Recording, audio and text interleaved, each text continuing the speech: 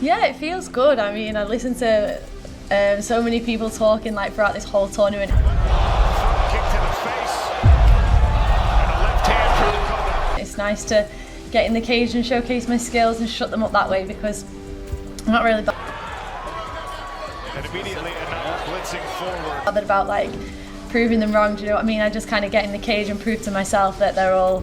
The accusations came first, loud and public, cutting through the noise before the fight ever began. Questions about hand wraps, whispers of cheating, claims that Dakota Ditcheva's knockouts weren't earned but manufactured. To her critics, the explanation was simple. No one could be that dominant without bending the rules.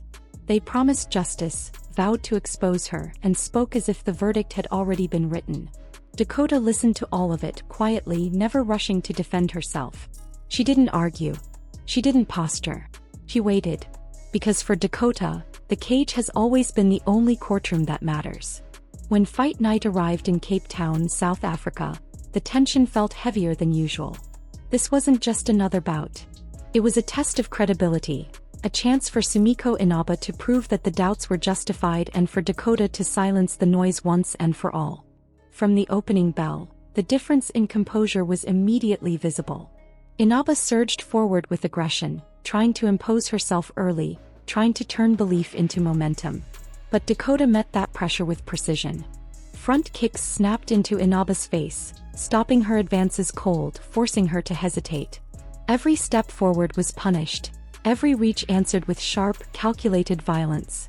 As the first round unfolded, Dakota's control became unmistakable.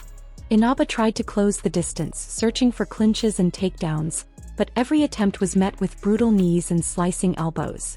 When Inaba finally committed to a takedown, Dakota reversed her effortlessly, backing her opponent into the cage and unloading heavy shots from close range. There was no panic in her movement, no wasted energy. The round ended with Dakota firmly in command, her defense suffocating and her offense landing clean and often. The second round only deepened the gap. Dakota came out with urgency, doubling down on what was working. Front kicks, elbows, knees, all flowing together with ruthless efficiency. Midway through the round, something went wrong. Dakota signaled to her corner, her left hand visibly compromised. For many fighters, that would have been the moment to slow down, to protect the injury and survive. Dakota did the opposite. She adjusted, leaned more heavily on kicks and elbows and continued to pressure forward. Even injured, she refused to relinquish control. Inaba tried to rally, throwing counters and shooting desperately for takedowns, but nothing broke through. Dakota stuffed every attempt, her takedown defense flawless, her timing immaculate. Strike after strike piled up. By the third round, Inaba's face told the story. Swollen, exhausted but still standing, fueled by sheer toughness.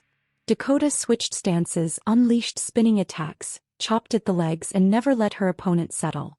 Near the end, pain flashed across Dakota's face as her injured hand flared again, yet she still pushed forward, emptying what was left of the tank in a final flurry. She wanted the finish. Inaba refused to fall. When the final bell rang, there was no confusion. The judges scored it 30-27 across the board. A dominant, undeniable victory. Dakota stood in the cage emotional, feeling the cost of the fight in her body, but smiling through it. 15 wins. 0 losses. Another statement made not with words but with damage. Afterward she spoke honestly. About the frustration of being injured again after such a long layoff. About the disappointment mixed with gratitude. And then she looked forward, confirming a new contract extension with the PFL and setting her sights on the next challenge. The journey wasn't slowing down. If anything, it was accelerating. But this moment wasn't an anomaly. It was the continuation of a story that began long before the spotlight found her. Years earlier, in 2015, a young Dakota stepped into the ring in Birmingham, England, still largely unknown, still carving out her identity. Becky Caslin challenged her with confidence, believing pressure and toughness would be enough. From the opening exchanges, the blueprint was already there.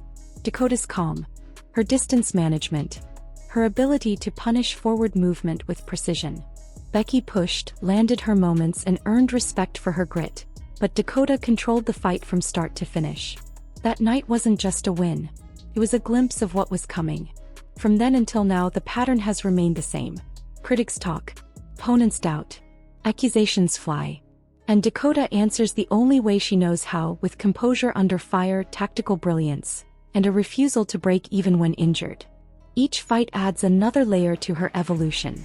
Another reminder that dominance doesn't need justification when it's visible in every exchange. So the question now isn't whether Dakota Ditcheva belongs among the elite. That's already been answered. The real question is who, if anyone, can truly test her next. Is she unstoppable at this stage of her career?